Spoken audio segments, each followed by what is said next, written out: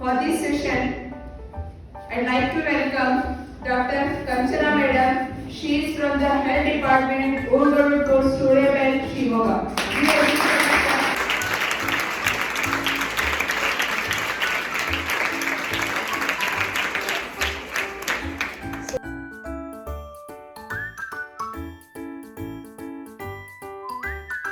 Dorsal aspect ಅಂತ ಹೇಳ್ತೀವಿ.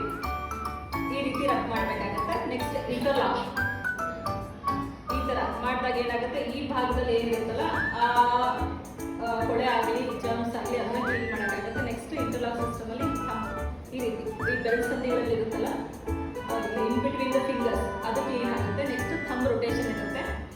Thumb rotation ಈ ತರ ಥಂಬನ್ನ ಫಸ್ಟ್ ಅಪ್ ಮಾಡಿಬಿಟ್ಟು ಮಾಡಲಿಕ್ಕಾಗ್ತದೆ. ಅಡ್ವಾನ್ಸ್ಡ್ ಆಗಿರೋದ್ರಿಂದ ಈಗ ಏನಾಗಿದೆ ಚೇಂಜಸ್ ಆಗಿದೆ. ಥಂಬ್ ಕೆಳಗಡೆ ಭಾಗದಲ್ಲಿ ಮಾಡ್ಬಿಟ್ಟು ನೀಟಾಗಿ ಈ ರೀತಿ ರಬ್ ಮಾಡಬೇಕು. ಅದಾದ ನಂತರ ಏನು ಬರುತ್ತೆ, ಫಿಂಗರ್ಸ್ ನೈಲ್ಸ್ ಎಲ್ಲ ಇರುತ್ತಲ್ಲ ಅದನ್ನ ನೀಟಾಗಿ ರಬ್ ಮಾಡಬೇಕಾಗುತ್ತೆ.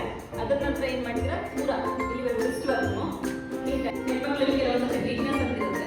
25 to 30 ಡೇಸ್ ಒಂದು cycle menstrual cycle ಅನ್ನೋದಿದೆ. 25 to 30 days ಅಲ್ಲಿ ಒಂದು ಸೈಕಲ್ ಅಂತ ಆಗುತ್ತೆ. ಕಂಪ್ಲೀಟ್ ಆಗೋ ಮುಂಚೆ ಒಂದು ಗರ್ಲ್ಗೆ, 21 ಕಂಪ್ಲೀಟ್ ಆಗೋ ಮುಂಚೆ ಬಾಯ್ಸ್ಗೆ. ಅದ್ರ ಮುಂಚೆ ಏನಾದರೂ ಮದುವೆ ಆದರೆ ಅವ್ರಿಗೆ ಮ್ಯಾರೇಜ್ ಅನ್ನು ಫಿಕ್ಸ್ ಮಾಡಿಕೊಂಡ್ರೆ ಅದು ಕಾನೂನುಬದ್ಧ ಅಪರಾಧ, ದಂಡನೀಯ ಅಪರಾಧ. ಆಯ್ತಾ, ಪನಿಷ್ಮೆಂಟ್ ಇದೆ ಅದಕ್ಕೆ. ಹೌದು, ಬಿಫೋರ್ ಕಂಪ್ಲೀಟಿಂಗ್ ಯುವರ್ ಏಜ್ 18 ನಿಮ್ಗೆ ಏನಾದರೂ ಮದುವೆ